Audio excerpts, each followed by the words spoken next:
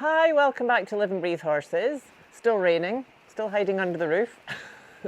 And we are going on with this amazing book all about Tom Dorrance, stories, tales and anecdotes that people have shared, collected together by Margaret Dorrance and John St. Ryan, More Than a Horseman. And today's story comes from Lorri Wickenhauser.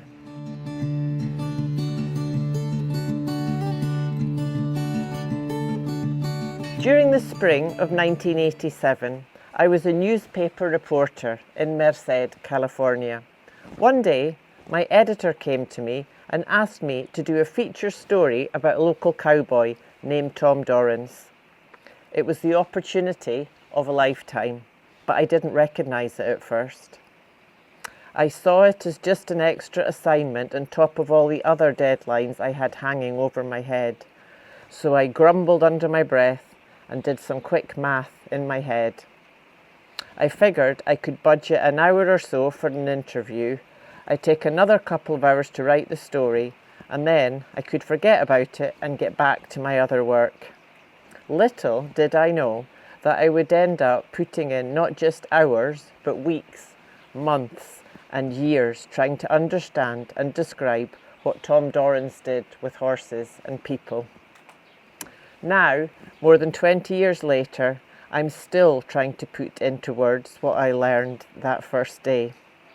I'm embarrassed to admit that I had my story pretty much preconceived and pre-written before I even went to talk to Tom. I had a list of standard journalist-type questions that I planned to ask, and I could already predict how they would be answered.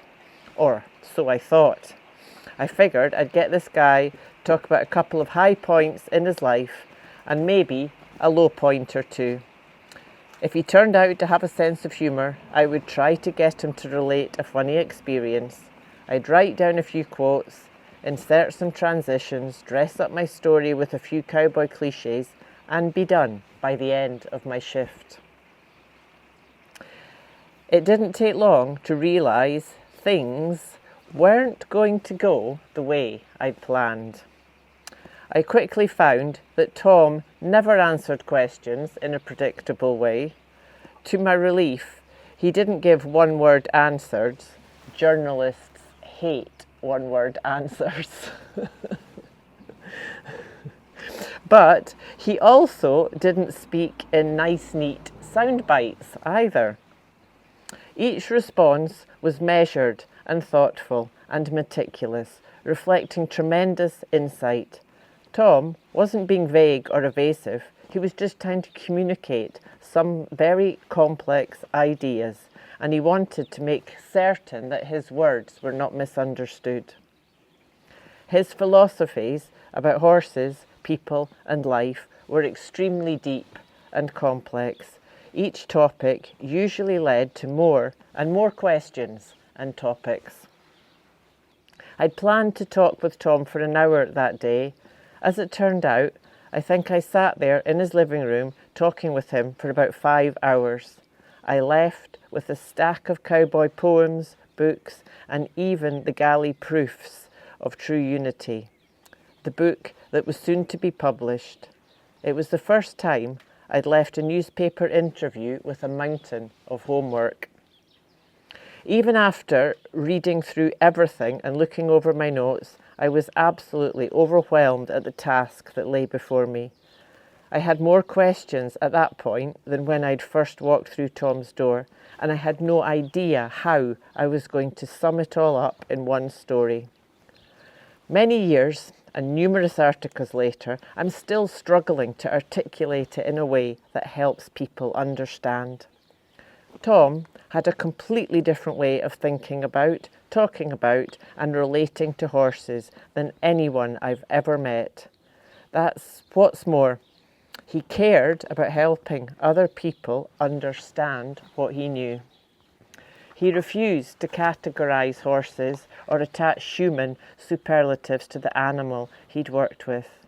There was no best or worst horse. There was no favourite or least favourite. Tom just didn't think about horses in those terms at all. I liked them all, he told me. With anyone else, I would have been sceptical about this statement.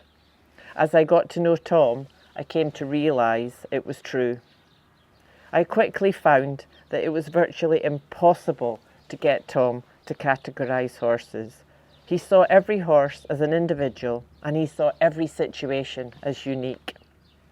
You could ask him how to handle a specific horse problem, bucking or biting or kicking or what have you, and he would never give a pat response.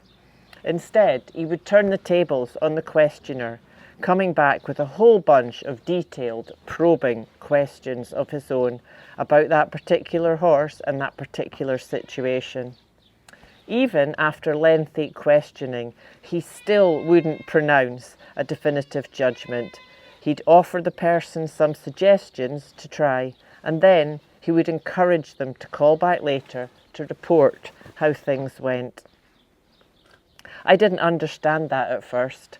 After all, Tom clearly had no trouble figuring out what to do with any situation involving a horse. Later, I came to realise it was primarily for the questioner's benefit that he was so analytical in his conversations with those who called him or visited in search of help. Tom didn't want people to think they could use formulas for working with horses. He wanted them to learn how to think through each situation for themselves based on the unique circumstances they were dealing with. And Tom took into consideration not only the human point of view, but the horse's point of view. Remember, this was a man born at the dawn of the 20th century, who grew up with horse-drawn farm equipment and buggies, and watched Nez Perce Indians ride their ponies past the window of his schoolhouse when he was a boy. Tom had spent decades riding horses and driving teams before there was motorised farm equipment on the family homestead. Horses weren't just a hobby for his family, their livelihood depended on getting along with them. Tom had observed horses at all ages and stages of life, alone and in groups, confined in a corral and running free out on the range. Because of his long years of experience watching horses in various situations, he had an understanding of how different ones thought and reacted. He could tell, for instance, that a particular horse hated going to the left because it strongly favoured using its right eye. He could see at a glance that a horse was becoming bothered because its rider was not balanced in the saddle. He knew how to push too hard when a colt was near that small gap in the round pen fence because the horse's sense of self-preservation might make it feel compelled to try to blast through that spot. Those might sound like little, insignificant details from a human point of view, but Tom knew how important such things were to a horse. It's the little things that make the big difference, he often said. What's more, Tom had the knowledge and experience that allowed him to figure out adjustments the human could make so that the horse could carry out the person's request. A friend who was a long-time educator told me that Tom was one of the finest teachers she'd ever known. It didn't take long for me to agree with that assessment. In that first conversation with Tom, I found myself thinking harder and listening more intently than I had in years, maybe more than I ever had in my entire life. I don't think I ever met anyone inside or outside of a school setting who was better at getting other people to use their brains. But talking with Tom was not like talking with a pompous college professor or some academic bore with a lot of letters behind his name. For Tom's students, learning was fun, and the learning process was a joyful journey. He used riddles, poems, jokes, rope tricks, and brain teasers to get his point across. He never berated anyone. He never used criticism or scorn to motivate them. Quite the opposite. He was one of the most positive, encouraging teachers I've ever seen. He was renowned for rewarding the smallest change and the slightest try in horses, but he gave humans the same courtesy.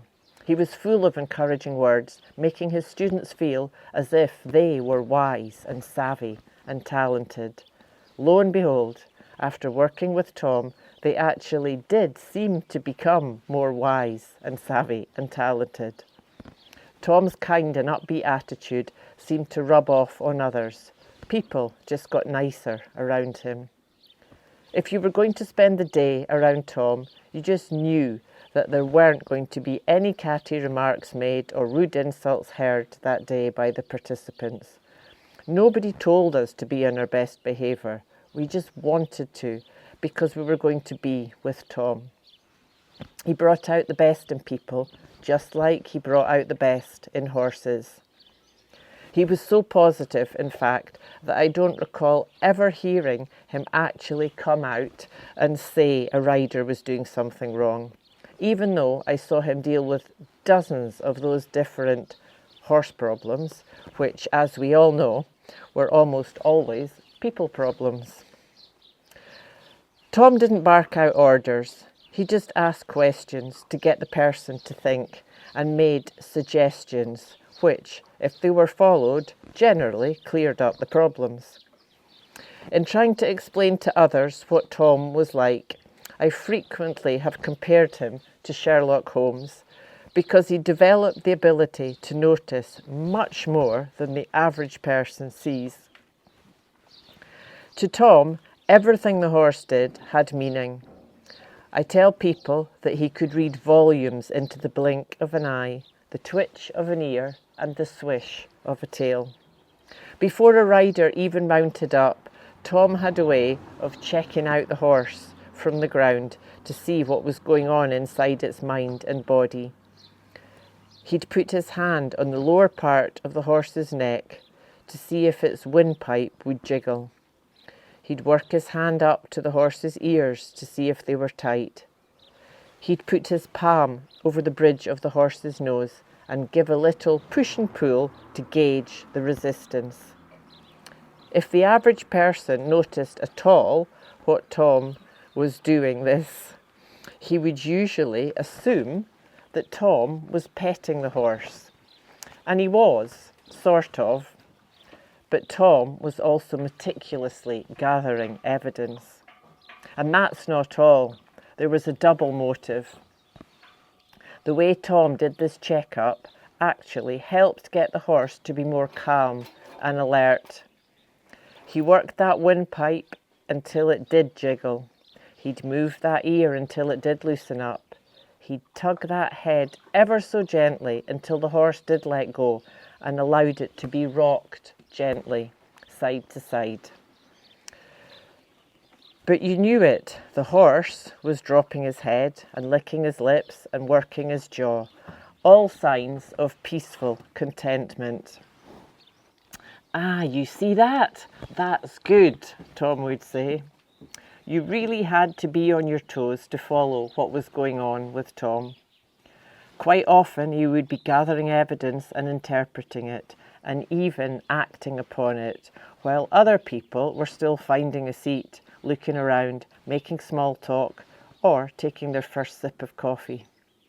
If you weren't careful, Tom would have the problem figured out and taken care of before you even realised something was going on. Fortunately, he was willing to slow down and rerun the actions for those of us whose minds didn't operate at the speed his did. And there's a paradox there too, because even though Tom could see and react lightning quick if an opportunity presented itself, he also had an incredible amount of patience. He would set up a situation where he wanted a certain thing to happen, and then he would calmly wait all day, if need be, for the horse or human to let it soak in. He'd tell someone to lift a rein and just hold it there. At first, nothing obvious would happen. Pretty soon, the spectators who were newcomers would get bored and start looking around, checking their watches or whispering. "Fix it up and wait," Tom would tell the rider, "even if it means you're going to miss your lunch." The horse's mind would start working. His ears would rotate. He'd try various head positions. He might stamp a foot or swish his tail questioningly. His mind was working, but he hadn't yet figured out what the rider was asking him to do. Tom continued to watch intently, occasionally calling out encouragement. "Act like you've got all day." Finally, at long last, the horse would step in with the inside hind leg and swing out with the other hind leg. These days, people call it untracking or disengaging the hindquarters, displacing the croup, etc. But then, Tom just knew it was what the horse needed to turn loose, as he so eloquently put it. Tom would get really excited and tell the rider to drop the reins right away and pet the horse. "There, did you feel that?" he'd asked. More often than not, the rider would have a blank look on his face. But Tom would work with them over and over until the light bulb came on for the human. Pretty soon, the rider started to understand that he was on his way to having the horse's feet in his hands, able to direct him with this tiniest twitch of a rein. Tom tried to encourage riders to have that kind of patience too. When he was talking someone through a problem and something did go wrong, say a horse kicked up or shied or continued to take the wrong lead, Tom would immediately call out a reminder to the rider not to get upset about it. "Forget about it, it's ancient history," he'd say.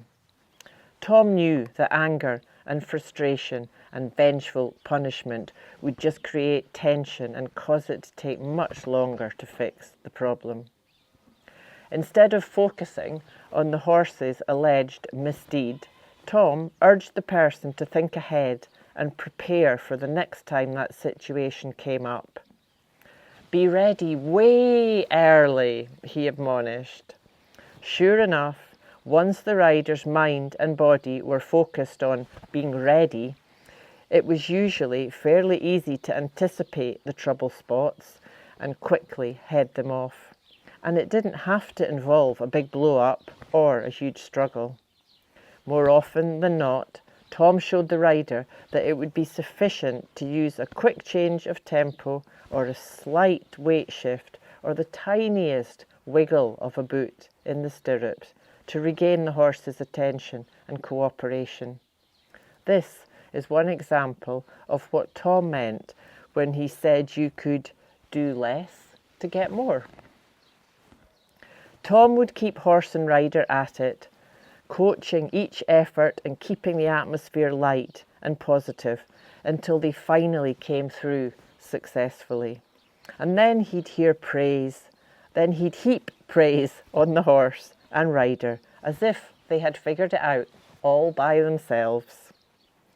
Tom had such a different way of approaching tasks that it was easy to miss what was really going on. I remember sitting with friends next to a corral on a chilly spring morning in the Sierra foothills.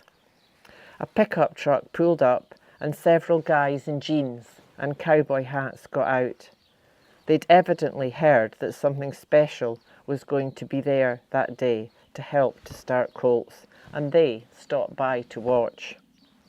After a while, though, they turned away, got back in their pickup and drove away. I got the impression that they were disappointed by the lack of a show.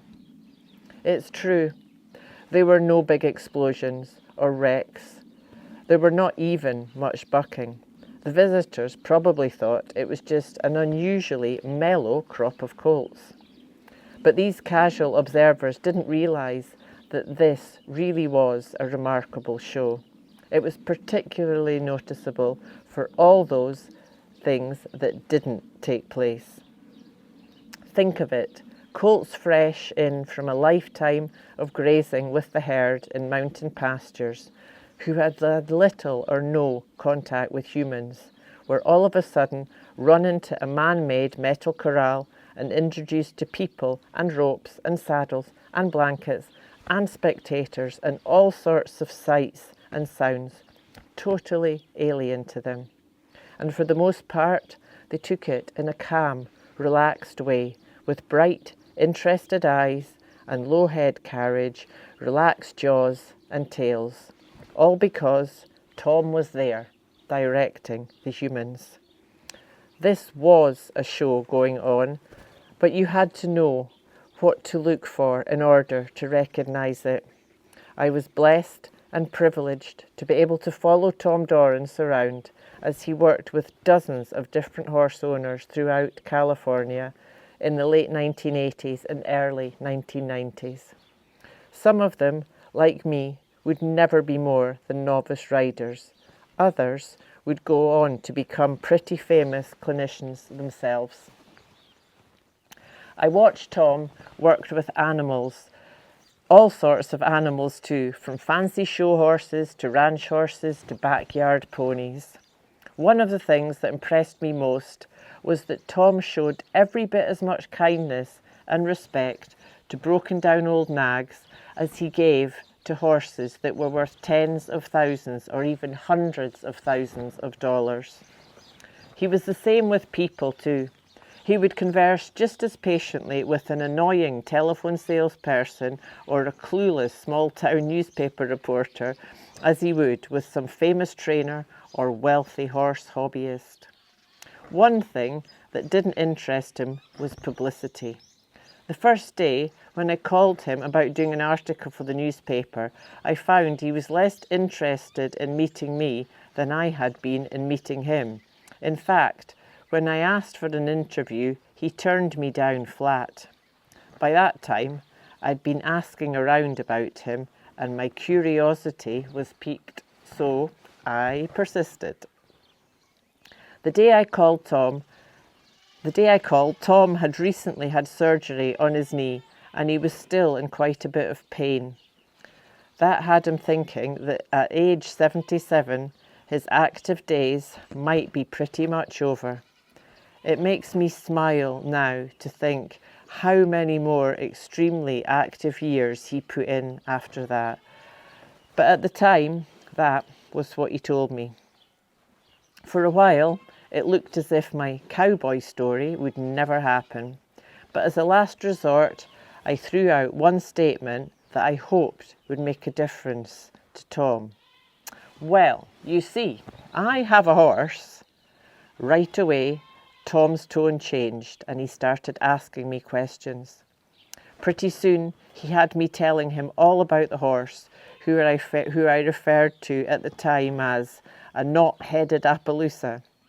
This was before I knew any better than to talk about a horse like that, especially to Tom Dorrance. In time, of course, I came to realise that my Appy wasn't the knothead. Ever since then, I have thanked God that he gave me a horse with so many people problems. After I run through my laundry list of gripes about my horse, Tom's curiosity is piqued. So he relented and agreed to let me do the article as long as we got to meet my horse.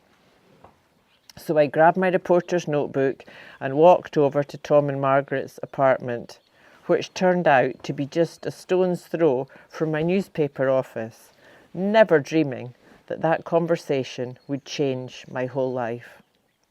As I found out that day, Tom had a way of talking and listening that made each person feel as if they were the most important person in the world to him, that there was no one else he'd rather be talking with. It's hard for anyone to resist that. So like me, on that first day, many of his visitors tended to stay on and on and on. I came to realise and appreciate what a tough job Tom's wife, Margaret, had. She did a whole lot of waiting while Tom talked with people who stopped by the house or telephoned from all over the world, or who lined up at clinics to ask for his input. Every one of them wanted something from Tom, and Tom gave and gave and gave some more. Margaret gave too. She would graciously offer a cold beverage or a meal, or finish a task by herself, or set aside whatever she'd been planning for that afternoon, and it would happen again the next day, and the next day, and the next. I learned a lot about hospitality and patience and selflessness from Margaret. I'm so grateful to both Tom and Margaret Dorrance for opening their hearts and homes and lives, and for being so generous with their time and knowledge. They made a big difference in the lives of hundreds of people, including mine. Thank you, Tom and Margaret. And thank you for joining us today, and we'll look forward to see you next time.